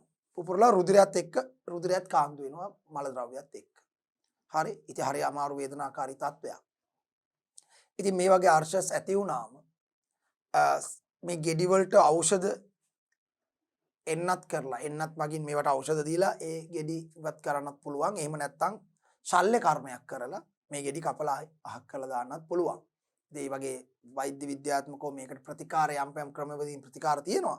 නමුත් ඒක ඇතිවීම වළක්ව ගන්න තමයි අපි කරන්න ඕනේ. ඒකටත් අපිට ගන්න තියෙන එකක් තමයි මල බද්ධය වළක්වා ගත්තා නම් ආර්ශස් වළක්ව ගන්න පුළුවන්. ප්‍රධාන වශයෙන් මල බද්ධය වළක්ව ගන්න අර මම කියපු ක්‍රියාමාර්ග ටික අර අපි කතා කරපු ක්‍රියාමාර්ග ටික ගන්න ආහාරය තන්තු තිබීම ප්‍රමාණවත් ජලය පානය කිරීම නිසි වේලාවට මල පහ කිරීම ඒ වගේ දේවල් කරලා මල බද්ධය වළක්ව ගන්න නම් මේ ආර්ශස් ඇතිවීම වළක්ව ගන්න පුළුවන්. ඒ වගේම තමයි බර එසවීමේදී නිසි ඉරියව්ව පවත්වා ගැනීම වගේ දේවල් මේකට වළක්වා ගන්න කරන්න පුළුවන් දේවල්. මෙම ආබාධ තත්ත්වයේදී ගුද මාර්ගයේ පිහිටි ශිරා ඉදිමී මෘදු මොළොක් ගෙඩි මතුවේ. මේවා පුපුරා යෑමෙන් රුධිරය වාහනය වේ. මෙම ගෙඩි තුළට ඖෂධ එන්නත් කිරීමෙන් හෝ ශල්‍ය කර්මයක් මගින් ඉවත් කිරීමෙන් රෝගී සුව කරනු ලැබේ. ආර්ශස් ඇතිවීමට හේතු කිහිපයක් පහත සඳහන් වේ. බර එසවීමේදී වැරදි ඉරියව්. මල පහ කිරීමට වැඩි ආයාසයක් යෙදීම. ඒක වෙන්නේ ඉතින් මල බද්ධය ඇති වුණා. තන්තුමය කොටස් අඩුවෙන් ආහාරයට ගැනීම. මස් මාංශ ආහාර නිතර ගැනීම. වැඩිපුර මස් මාංශ ගන්නකොට ඒවා තන්තු නැහැනේ. මස් මාළු කියන්නේ සත්වමය කොටස් නිසා ඒවා තන්තු අඩුයි. ඒ තන්තු නැති නිසා මල බද්ධය ඇති වෙන්න පුළුවන්. අපි ගන්න ආහාරේ තන්තු ශාක කොටස් වැඩිපුර අනුභව කරනවා නම් මේ තත්ත්වය ගොඩට වළක්වන්න පුළුවන්. ශුද්ධ ජීවි ආසාදන එකත් වෙන්න පුළුවන්. ඒ කියන්නේ ගුද ආහාර ගුද මාර්ගයේ ශුද්ධ ජීවි ආසාදන ඇතුළේ ඒ නිසා ශිරා ඉදිමීමේ තත්ත්වයක්. ඒක වෙන්න තියෙන හැකියාව අඩුයි නමුත් වෙන්න පුළුවන්. පාචනය නිසා ඇතිවන විජලන තත්ත්ව. පාචනය නිසා පාචනය කියන්නේ මේ දියර තත්ත්වේ මල පහ පිට වෙනවා. එතකොට මේ පාචනය වෙනකොට ඇඟ විජලනය වෙනවා. විජලනය වෙනකොට එක්තරා අවස්ථාවක වතුර මදි නම් දැන් පාචනයේදී අපි කියන්නේ සාමාන්‍යයෙන් හොඳට වතුර දියර වර්ග පානය කරන්න කියලා. ඇඟ විජලන තත්ත්වයටපත් වුණොත් ජලය උරා ගන්න මල ද්‍රව්‍ය වලින් ජලය උරනවා. එතකොට මල ද්‍රව්‍ය අධික ලෙස ඝන වෙලා නැවත අර කියපු මල බද්ධ තත්ත්වයට ඇති වෙන්න පුළුවන්. ඒ නිසා ආර්ශස් ඇති වෙන්න පුළුවන්. මේවා තමයි හේතු. ඒ නිසා මේවා වළක්ව ගන්න පුළුවන් නම් අපිට පුළුවන් මල බද්ධයෙන් වළකින්නත් ආර්ශස් රෝගයෙන් වළකින්න. හොඳයි. ඊළඟට මේ තියෙන්නේ ව්‍යායාම කරන එක. ඒක හැම රෝගයකටම හොඳයි ව්‍යායාම වල යෙදෙන එක. මස් මාංශ භාවිතය අවම වීම. රසකාරක කෘත්‍රිම රසකාරක දාපු ආහාර අධික ලෙස අනුභව කිරීම වැළකීම වගේ දේවල් වලින් අපිට මේ ආහාර මාර්ගය ආශ්‍රිතව ඇති වෙන රෝගාබාධ උගක් වළක්ව ගන්න පුළුවන්. දැන් ඊළඟට අපි කතා කරන්න හදන්නේ මේ තුලිත ආහාරය. තුලිත ආහාරයක් කියන්නේ මොකක්ද? දැන් ආහාර වලින් අපිට මං කිව්වා දවසක් පරිච්ඡේදයකදී ආහාර වලින් අපිට ලැබෙන්නේ ද්‍රව්‍ය සහ ශක්තිය. ජීවි දේහය තුල සිදුවන ජීව ක්‍රියාකාරකම් කරන්න අවශ්‍ය ශක්තිය ලැබෙන්නේ අපි ගන්න ආහාර වලින්. ඊට අමතරව ගෙවි ගිය පටක අලුත් වැඩියා කරන්න අවශ්‍ය ද්‍රව්‍ය ටික ලැබෙන්නේ අපිට ආහාර වලින්. අපි ගන්න ආහාර වලින්. මොකද අපේ ඇඟේ පටක නිරන්තරයෙන් ගෙවිලා යනවා. ඒ ගෙවිලා ගියාම හරිනම් මේ ශරීරයේ ගෙවිලා ගිහලා කෘෂ වෙලා විනාශ වෙලා යන්න ඕනේ. එහෙම වෙන්නේ අපි පිටින් ගන්න ආහාර වලින් ඒවට නැවත ද්‍රව්‍ය ලැබිලා නැවත ඒවා අලුත් වැඩියා වෙනවා. ඊළඟට ඇතැම් ශුද්‍රජීවී ආසාදන වලට එරෙහිව සටන් කරලා ඒ ශුද්‍රජීවී ආසන බැක්ටීරියා වෛරස් දිලීර වලින් දේහ ආරක්ෂා කර ගැනීමට අවශ්‍ය ඒ ප්‍රතිශක්තිකරණය ලැබෙන්නේ ආහාර වලින්. ආහාර වලින් ලැබෙන ද්‍රව්‍ය වලින්. ඒ ආහාර වලින් ලැබෙන ද්‍රව්‍ය වලින් විස බීජ වලට එරෙහිව සටන් කරලා ඒ ප්‍රතිශක්තිය ඇති කරගන්න පුළුවන් කාර්යක්‍රම ලැබෙනවා. ඊට අමතරව සමහරක් රෝග වලින් වැළකී සිටින්නත් ආහාර වල තියෙන ඇතැම් සංඝටක වැදගත් වෙනවා. ශරීරයේ නිරෝගී වර්ධනයට ආහාර වලින් ලැබෙන ওই විටමින් වර්ග වැදගත් වෙනවා. දැන් ඇස්වල නිරෝගී පෙනීමට විටමින් A බලපානවා. දත් සහ අස්ථි වර්ධනයේට විටමින් D වගේ දේවල් බලපානවා. සමේ නිරෝගී වර්ධනයේට විටමින් E වගේ දේවල් බලපානවා. ඒ ඔක්කොම ලැබෙන්නේ ආහාර වලින් අපිට සාමාන්‍යයෙන්. ආහාර වලින් ලැබෙන. එතකොට මේ විදියට දේහේ ක්‍රියාත්මක කරවන්න ඕන කරන දේහ ජීව ක්‍රියාවන්ට අවශ්‍ය ශක්තිය ලැබෙන්නේත් ආහාර වලින්. දේහේ වර්ධනයට අවශ්‍ය ද්‍රව්‍ය ටික ලැබෙන්නේත් අපි ගන්න ආහාර වලින්. ගෙවි ගිය පටක අලුත් වැඩියා කරන්න අවශ්‍ය ද්‍රව්‍ය ටික ලැබෙන්නේත් අපිට ආහාර වලින්. රෝගකාරක විස බීජ වලින් දේහය ආරක්ෂා කරන්න අවශ්‍ය ප්‍රතිශක්තිකරණ ඇති කරගන්න අවශ්‍ය ද්‍රව්‍ය ටික ලැබෙන්නේත් ආහාර වලින්. ඒක නිසා ආහාර වලින් අපේ දේහයට තියෙන ප්‍රයෝජන අතිමහත්. ඒක නිසා තමයි ඕනෑම ජීවියෙකුට ආහාර අවශ්‍ය වෙන්නේ. එතකොට මේ ආහාර තුල තියෙන විවිධ සංඝටක තමයි ඔය කියපු කාර්යයන් කරන්නේ. ආහාර වල තියෙන හැම සංඝටකයක්ම ඔය කියපු හැම කාර්යයක්ම කරන්නේ. සරල උදාහරණයකට ආහාර වල තියෙන කාබෝහයිඩ්‍රේට් පෝෂකේ අපේ ශරීරය තුල ජීර්ණයට ලක් වුණාම හැදෙනවා ග්ලූකෝස්. කාබෝහයිඩ්‍රේට් කියන පෝෂකය ජීර්ණයට ලක් වුණාම හැදෙනවා ග්ලූකෝස්. ඒ ග්ලූකෝස් වලින් තමයි ජීව ක්‍රියාවන් කරන්න අවශ්‍ය ශක්තිය දෙන්නේ. ජීව ක්‍රියාවන් කරන්න අවශ්‍ය ශක්තිය දෙන්නේ ග්ලූකෝස් වලින්. ඊළඟට අපේ ආහාර වල තියෙන ප්‍රෝටීන් කියන පෝෂකය ජීර්ණයට ලක් වුණාම හැදෙන ඇමයිනෝ අම්ල.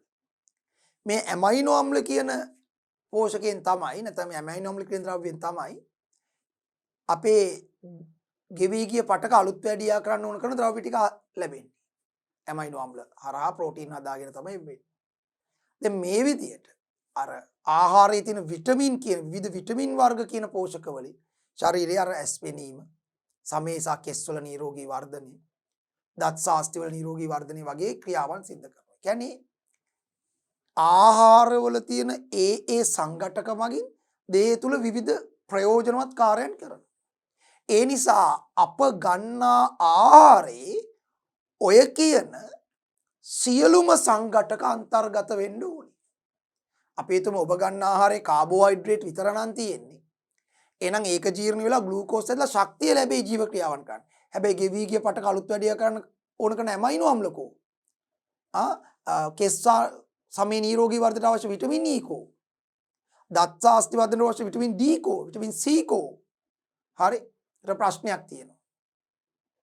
හරිද? ඒ කියන්නේ අප ගන්නා ආහාරවල විවිධ සංඝටක තියෙනවා. ඒ සංඝටකයේ අපේ ශරීරය තුල ජීව ක්‍රියාවන් කරන්න විවිධාකාරව වැදගත්. එහෙනම් අප දැනගන්න ඕනේ අප ගන්නා ආහාරයේ ඔය කියන සියලු සංඝටක වල කියන්නේ පෝෂක සියලු පෝෂණ සංඝටක අන්තර්ගත ආහාර වේලක් ලබා ගන්න. අන්න එහෙම මිනිස් සිරුරේ නිරෝගීභාවය පවත්වා ගැනීමට හේතු වන සියලුම පෝෂණ සංඝටක අන්තර්ගත වන ආහාර වේලකට අපි කියනවා සමබල ආහාර වේල. සමබල ආහාර වේල. සමබර ආහාර වේලක්. එහෙම නැත්නම් තුලිත ආහාර වේලක් කියලාත් කියන්න පුළුවන්. තුලිත ආහාර වේලක්. එහෙනම් මොකද්ද තුලිත ආහාර වේලක් හෙවත් සමබර ආහාර වේලක් කියන්නේ? අප ගන්නා ආහාර මිනිස් සිරුරේ නිරෝගීතාවය පවත්වා ගැනීම සඳහා අවශ්‍ය සියලුම පෝෂණ සංඝටක අඩංගු ආහාර වේලකට කියනවා සමබල. සමබර නෙමෙයි වචනේ. අපේ උඟක් අය මම දැකලා තියෙනවා මේක ඇහෙන්නේ කියන්නේ සමබර ආහාර වේල. සමබර නෙමෙයි සමබල. සියලු පෝෂණ සංඝටක අන්තර්ගත දේහේ නිරෝගීතාවය පවත්වා ගැනීමට දේහේ නිරෝගී ක්‍රියාකාරීත්වයට අවශ්‍ය වන සියලුම පෝෂණ සංඝටක අන්තර්ගත වන ආහාර වේලකට අපි කියනවා සමබල ආහාර වේලක් හෙවත් තුලිත ආහාර වේල. සාමාන්‍යයෙන් මෙවැනි තුලිත ආහාර වේලක අඩංගු ප්‍රධාන සංඝටක කිහිපයක් තියෙනවා. තුලිත ආහාර වේලක් නම් ඒකේ අනිවාර්යයෙන්ම කාබෝහයිඩ්‍රේට් තියෙන්න ඕනේ. ශක්ති ප්‍රභවේනේ කාබෝහයිඩ්‍රේට් එක තියෙනවා. කාබෝහයිඩ්‍රේට් තියෙනවා.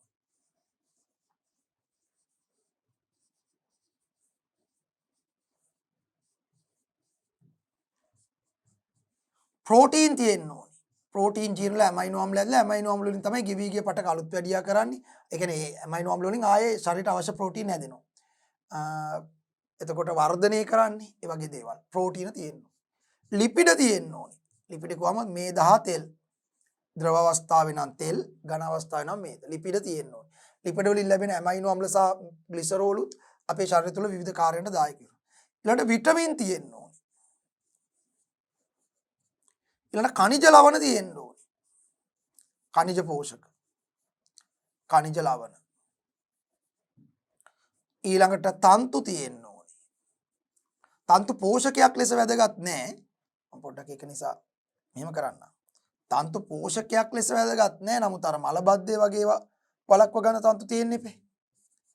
මලබද්ධය වගේ නම් පෝෂකයක් ලෙස ජලයක් තියෙන්න ඕනේ. අනිවාර්යෙන් ජලය තියෙන්න ඕනේ. ජලය නැත්තම් මොනම ජීව ක්‍රියාවක්වත් වෙන්නේ නැහැ ඇඟ ඇතුලේ. සියලුම ජීව ක්‍රියාවන් අපි දන්නවා අපේ ජීවින් නිර්මාණය තියෙන සෛල වලින් සෛලයක් තුල සියලුම ජීව ක්‍රියාවන් ඉන්නේ ජලීය මාධ්‍යයක. සෛල අතර සිදුවන ජීව ක්‍රියාවනුත් ජලීය මාධ්‍යක වෙන්නේ. ඒක නිසා ජලය අවශ්‍යයි. ඊට අමතරව තන්තුත් තියෙන්න ඕනේ. තන්තු පෝෂකයක් ඇටියට වැදගත් වෙන්නේ. නමුත් තන්තු අර මලබද්ධය වගේ දේවල් වලක්ව ගන්න වැදගත් වෙන නිසා අප ගන්න ආහාරේ තන්තු තිබිය යුතුයි. ඒ සමබල ආහාර වේලක අඩංගු එක සංඝටකයක් තන්තු වලින් ශරීරය තුල පෝෂණ කාර්යයක් කරන්නේ නැහැ. නමුත් අර කාර්ය කරනවා. මලබද්ධය ආර්චස් වගේ රෝග වලක්වා ගැනීමට හේතු වෙන නිසා අපි කියවනේ ආහාර වලින් එක කාර්යයක් තමයි ඇතැම් රෝගකාරක විස බීජ වලට එරෙහිව සටන් කිරීම සහ රෝග වලින් ආරක්ෂා කිරීම. ඒතර මෙතන විස බීජයකට විරුද්ධව සටන් කරන්නේත් නැහැ තන්තු. නමුත් තන්තු වලින් ආර්චස් මලබද්ධය වගේ රෝගී තත්ත්ව වළක්වන නිසා ගන්න ආහාරය තන්තු තිබිය යුතුයි. සමබල ආහාර වේල. ඒතර මේවා තමයි සමබල ආහාර වේලක තියෙන්න ඕනේ මූලික කොටස්. එහෙනම් අපි කියවල බලමු.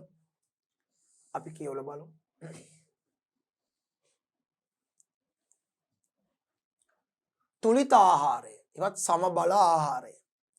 ආහාර මගින් දේහයේ විවිධ කෘත්‍ය ගණනාවක් සිදුවීමට අවශ්‍ය ද්‍රව්‍ය සපයන බව ඔබ දැනටමත් දන්නා කරුණකි.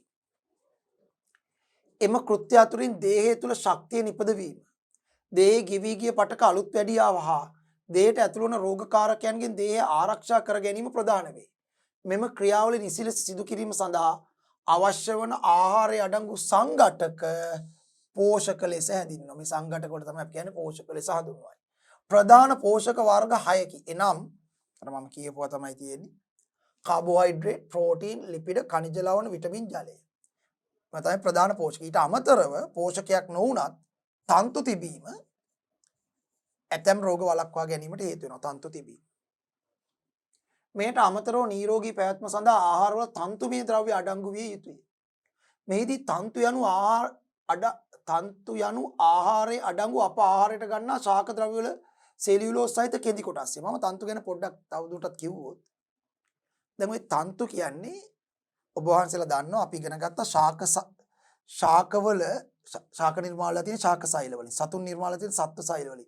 ශාක සෛල වල සහ සත්ව සෛල වල තියෙන එක ප්‍රධාන වෙනස්කමක් තමයි ශාක සෛල වල පිටින් සෛල බිත්තියක් තියෙනවානේ. සත්ව සෛල වල එම සෛල බිත්තියක් නැහැනේ. මෙහිම දල වශයෙන් ගෝලාකාර පිටිම ප්ලාස්ම පටලේ තියෙන්නේ. ශාක සෛල වල පිටිම තියෙන සෛල බිත්තිය ඇතුලෙන් තමයි ප්ලාස්ම පටලේ තියෙන්නේ. අනිකුත් කොටස් තියෙනවා. මේ සෛල බිත්තිය ඇතුළේ තියෙන සෙලියුලෝස් තන්තු වලින් ප්‍රධාන වශයෙන් ඊට අමතරව හෙමිසෙලියුලෝස් සහ පෙක්ටික් ද්‍රව්‍ය තියෙනවා. ප්‍රධාන වශයෙන් සෙලියුලෝස්. සෙලියුලෝස් කියන්නේ කෙඳි වර්ගයක්. කාබෝහයිඩ්‍රේට් කෙඳි වර්ගයක් තමයි සෙලියුලෝස්. ඒ සෙලියුලෝස් කෙඳි වලින් තමයි මේ ශාක සෛල බිත්තිය ප්‍රධාන වශයෙන් නිර්මාණය තියෙන සෙලියුලෝස් කෙඳි වලින්. සෙලියුලෝස් කෙඳි වලින් තමයි මේ බිත්තිය හැදලා තියෙන්නේ. මේ බිත්තියේ පොඩි කෑල්ලක් ලොකු කරලා බැලුවොත් මෙහෙම මෙන්න මෙහෙම සෙලියුලෝස් කෙඳි තමයි මේක තියෙන්නේ ඔන්නෝම. සෛල බිත්තිය නිර්මාණය කරන. එක අතර තියෙන කෙඳි. සෙලියුලෝස් කෙඳි වලින් තමයි ඔක හැදලා තියෙන්නේ. දැන් මේ සෙලියුලෝස් කෙඳි ජීර්ණය කරන්න සෙලියුලේස් කියලා එන්සයිමයක් වැදගත් වෙනවා. ශාක භක්ෂකයෝ, ඒ කියන්නේ ගවයා, හාව, මුවා වගේ සත්තු කන්නේම ශාක කොටස්නේ. ඒතර ශාක කොටස් කනවා කියන්නේ ඒගොල්ලන්ට ශාක සෛලම තමයි ආහාරයට ලැබෙන්නේ. ඒ නිසා ශාක භක්ෂකයන්ගේ දේහය තුල සෙලියුලෝස් ජීරක එන්සයිම තියෙනවා. අර සෙලියුලේස් වගේ එන්සයිම තියෙනවා.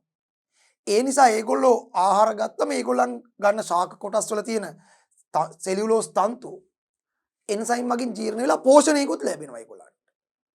මං කියන්නේ ශාක භක්ෂකයන්ට. ගවයා, හාව, මුවා ඒ වගේ සත්තුන්ට සෙලියුලෝස් ජීරක එන්සයිම තියෙන නිසා ශාක කොටස් අනුභව කරාම ඒවයි ශාක සෛල වල තියෙන සෙලියුලෝස් තන්තු ජීර්ණ වෙලා පෝෂණය ලැබෙනවා. නමුත් මාංශ භක්ෂකයන්ට ඒගොල්ලෝ ශාක කොටස් කන්නේ නැහැනේ සිංහයා කොටියා වගේ අය. නරියා වගේ අය. ඒතර ඒගොල්ලෝ මාංශ භක්ෂක නිසා ඒගොල්ලන්ට ලැබෙන්නේ සත්ව දේහ කොටස්. සත්තුන්ගේ දේහ ඇදලා තියෙන සත්ව සෛල වලින්. සත්ව සෛල වල සෛල බිත්තියක් නැහැ පිටින්ම තියෙන ප්ලාස පටලේ. ඒ නිසා ඒගොල්ලන්ට සෙලියුලෝස් ලැබෙන්නේ නැහැ. ඒගොල්ලෝ ගන්න ආහාර වලින් ඇත්තටම ඒගොල්ලන්ට සෙලියුලෝස් කෙඳි ලැබෙන්නේ නැති තරමයි. ලැබෙන්නේ නැත්නම් ජීර්ණය කරන්න එන්සයිම ඕනේ නැති නිසා මාංශ භක්ෂකයන්ගේ ආහාර ජීර්ණ පද්ධතියේ සෙලියුලෝස් ජීරක එන්සයිම නැහැ. මොකද ජීර්ණය කරන්න සෙලියුලෝස් ලැබෙන්නේ නැහැ. සෙලියුලෝස් ලැබෙන්න නම් ශාක කොටස් කන්න ඕනේ. මාංශ භක්ෂකයෝ ශාක කොටස් කන්නේ නැහැ. මස් වර්ගමයි කන්නේ. මස් වර්ග කියන්නේ සත්තුන්ගේ දේහ කොටස්. ඒ වැදලා තියෙන සත්ව සෛල වලින් සත්ව සෛල වල සෛල බිත්තියක් නැහැ. සෙලියුලෝස් නැහැ. ඒ නිසා තියෙන්නේ ප්ලාස පටලේ සහ අනිකුත් ඇතුළේ ඉන්ද්‍රිකානේ සෛලය ඇතුළේ. ඒ නිසා සෙලියුලෝස් ලැබෙන්නේ නැති නිසා මස් මාංශ වලින් ලැබෙන්නේ නැහැ. හරි මාළු කිරි බිත්තර මස් වලින් සෙලියුලෝස් ලැබෙන්නේ නැහැ. ඒ නිසා අර වගේ සත්තු කන්නේ මස් නිසා ඒගොල්ලන්ට සෙලියුලෝස් ජීරක එන්සයිම නැහැ. ඒ නිසා මාංශ භක්ෂකයන්ගේ ආහාර ජීර්ණ පද්ධතියේ සෙලියුලෝස් එන්සයිම ජීරක එන්සයිම නැහැ. ශාක භක්ෂකයන්ගේ තියෙනවා. දැන් මිනිසා කියන්නේ සර්ව භක්ෂකේ. මිනිසා කියන්නේ සර්ව භක්ෂකේ. ඒතර අපි ශාක කොටසුත් ගන්නවා මාංශ කොටසුත් ගන්නවා නම් හරිනම් අපේ තියෙන්නේ බෑ. මිනිසාගෙත් නැහැ. සර්ව භක්ෂකයන්ගේ ආහාර ජීර්ණ පද්ධතියේ සෙලියුලෝස් ජීරක එන්සයිම නැහැ. ඒ නිසා අපි මාංශ කොටස් කෑවොත් කොහොමත් අපිට සෙලියුලෝස් වෙන්නේ නැහැ. නමුත් අපි ශාක කොටස් කෑවම අපිට සෙලියුලෝස් ලැබෙනවා. ලැබුණාට අපේ ආහාර ජීර්ණ පද්ධතියේ සෙලියුලෝස් ජීරක එන්සයිම නැහැ. එන්සයිම නැති නිසා ඒ කන ශාක කොටස් වල තියෙන සෙලියුලෝස් ටික දිරවන්නේ නැහැ. අනික ශාක කොටස් වල තියෙන අනික් ඒවා දිරවනවා.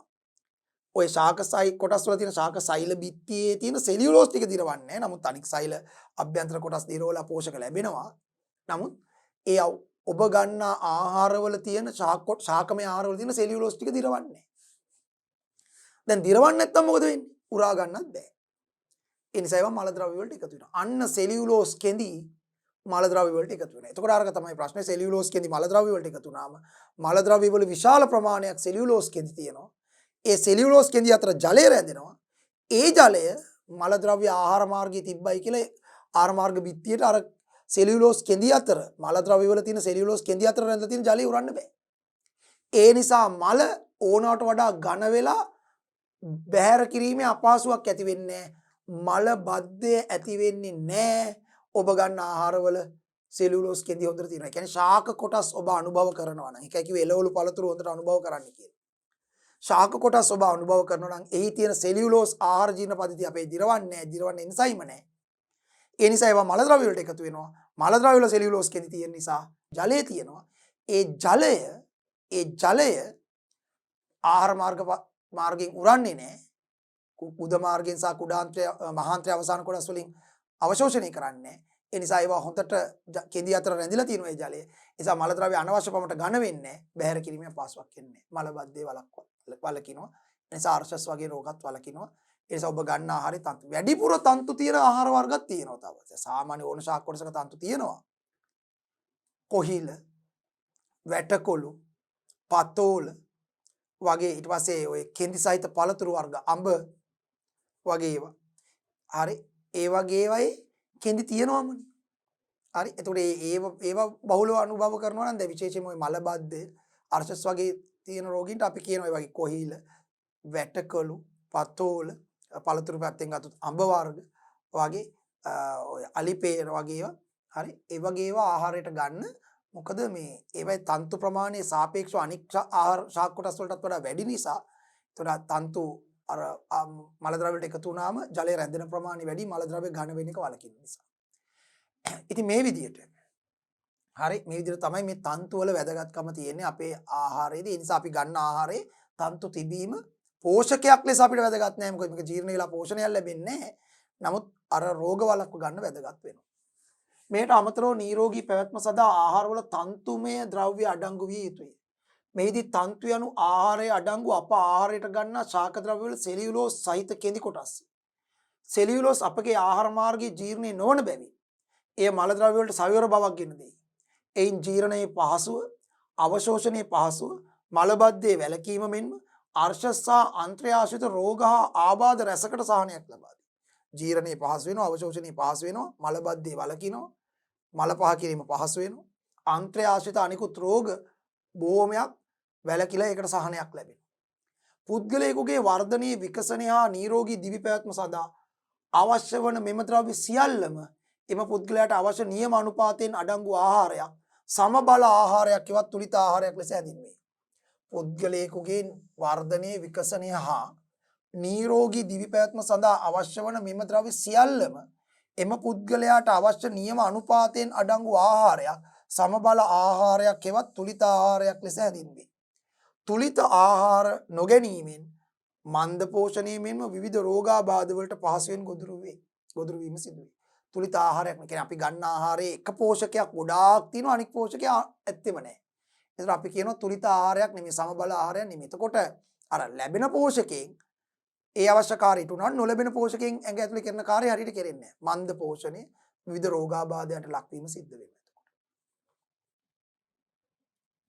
එතකොට මේ තියෙන තුලිත ආහාර වේලක්. තුලිත ආහාර වේලක් තමයි අපිට මේ පෙන්නලා තියෙන. දැන් තුලිත ආහාර වේලක දැන් මෙතන තියෙනවා කාබෝහයිඩ්‍රේට්, බත්, පාන්, සීනි, දෙල්, නූඩල්ස්, අර්තාපල් මේ ඔක්කොගෙම කාබෝහයිඩ්‍රේට් පෝෂකය තමයි ලැබෙන්නේ. බිත්තර, මාළු, මස්, කරවල, සෝයා, මෙතන කිරිත් තව තියෙනවා නම් එවෙන් ප්‍රධාන වශයෙන් ප්‍රෝටීන්, දඹල වගේ ශාක වර්ග, දඹල, මෑ වගේ වෙනුත් ප්‍රෝටීන් බහුලයි, සෝයා, හරි ඒවා. ඊළඟට මී කිරි, බිත්තර කහමදය, පොල්, බටර්, තල, චීස් මේවායින් අපිට ලැබෙනවා ලිපිඩ. පොල් තෙල් ඒ වගේ වයි. එළවලු තෙල් ඒවා. හරි ලිපිඩ වර්ග ටික. ඊට පස්සේ අපිට ලැබෙනවා මෙතන මාළු, ගොටුකොළ, හාල් මැස්සන්, සුදු ලුණු, කිරිවල ප්‍රෝටීනක් තියෙනවා, කංජ ලවණත් ගොඩක් තියෙනවා. නිවුඩු වහල්, කැරට්, පරිප්පු මේක එළවලු, පළතුරු, පලා වර්ග මේවෙන් විටමින් සහ කංජ ලවණ. විටමිනුත් ලැබෙනවා, කංජ ලවණත් ගොඩක් ලැබෙනවා. හරි එළවලු, පළතුරු, පලා වර්ග ඒවෙන් කිරිවලත් සෑහෙන විටමින් සහ කංජ ලවණ තියෙනවා.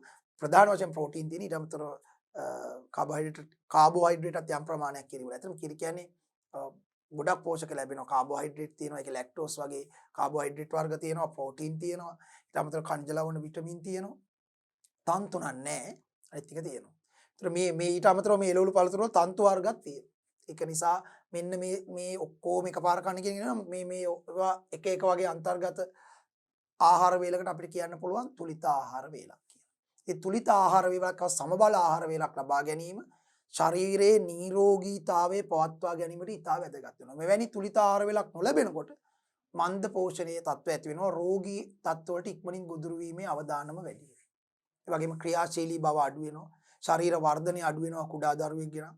බුද්ධි වර්ධනය අඩාල වෙනවා සමබල ආහාර වේලක් නොගැනීම. සමබල ආහාර වේලක් කියන්නේ මේ මහා වියදම් කරලා ගන්න ආහාර වේලක් නෙවෙයි. අවශ්‍ය පෝෂණ සංඝටක. බත්, පොල් සම්බෝල, දැන් බත් කාබෝහයිඩ්‍රේට්. පොල් සම්බෝල වලින් ලිපිඩ ලැබෙනවා. හාල් මැස්සෝ තිබුණොත් එතනින් ප්‍රෝටීන් ලැබෙනවා. කංජ ලවණ ලැබෙනවා. ඊළඟට අපිට ගන්න පුළුවන් එක පළතුරක් නැත්නම් එළවලු. එතකොට කංජ ලවණ, විටමින් ටික ලැබෙනවා. අන තුලිත ආහාර වේල. ඒ වගේ දෙයකට විශාල වියදමක් කියන්නේ නැහැ අපිට නේ. හරි. ඒ විදිහට. ඒ කියන්නේ අවශ්‍ය පෝෂණ සංඝටක සියල්ලම අන්තර්ගත වන ආහාර වේලා තුලිත ආහාර වේලා. පැහැදිලි? තුලිත ආහාර වේලක් ලබා ගැනීම නිරෝගී දිවි පැවැත්මට ඉතාමත්ම වැදගත්.